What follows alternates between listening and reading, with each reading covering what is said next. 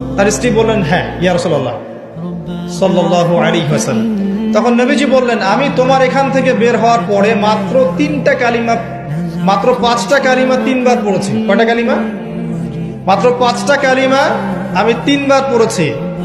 তুমি যতক্ষণ আমল করেছো, এই আমলটাকে যদি এক পাল্লায় রাখা হয় আর আমারটাকে আরেক পাল্লায় রাখা হয়, আমারটা ভারী হবে বলে আমি আশা করি। সেটা কি?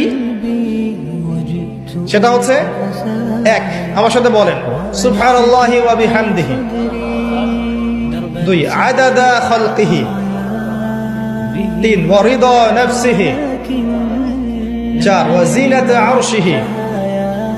5, ওয়া মিদাদা কালিমাতিহি।